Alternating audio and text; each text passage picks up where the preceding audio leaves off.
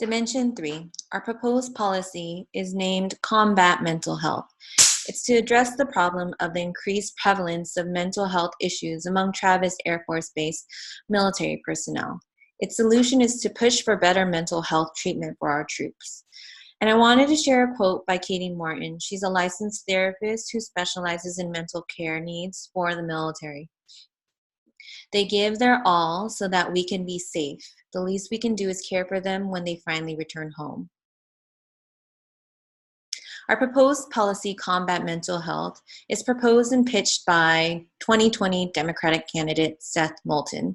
He's a retired U.S. Marine veteran who fought in Iraq and Afghanistan. He too suffered from PTSD himself, so this policy hits close to home for him, and he's very passionate about implementing it.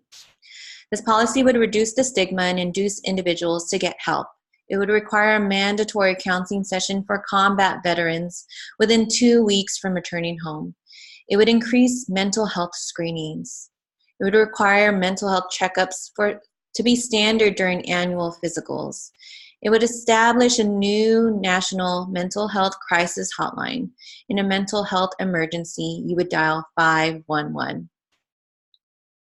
This policy would double the number of Defense Department mental health professionals, so more psychiatrists and more psychologists, train more certified peer specialists, fill all mental health vacancies at the VA, provide a more holistic approach to treatment, including alternative therapies such as mindfulness, yoga, exercise, and cannabis.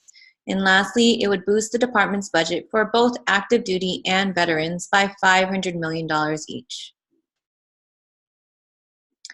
Our proposed financing, per Seth Moulton, he projects this program will cost about $3 billion, and it would be funded under the Department of Defense.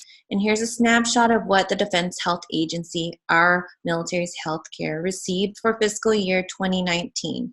They were budgeted about $50.5 billion. So that goes to show you how wealthy our military's healthcare is, and Seth Moulton would increase this funding, especially for mental health care. It would also be financed by the U.S. Department of Veterans Affairs and nonprofit organizations such as Hope for Healthy Families, who specialize mental health care needs for military, and they're located here in Fairfield, California. How this policy would impact Travis Air Force Base. So our active duty or veterans affected will get their mental health care needs addressed. It would reduce the stigma of receiving mental health care. It would improve and increase mental health resources.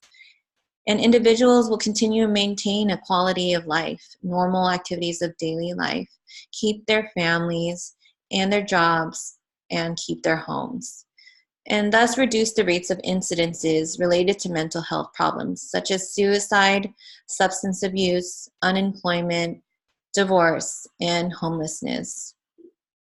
And I also wanted to add on to this policy, Seth Moulton also would like to address not only military, but also high school students who are suffering from mental health issues, as there is a high prevalence of mental health issues in regards to high school shootings and bullying. So I thought that was nice for him to also address high school students, as there is a high need for mental health care needs for them. And that concludes our presentation. Thank you for listening. I'm going to leave it open for any questions you guys may have. Thank you.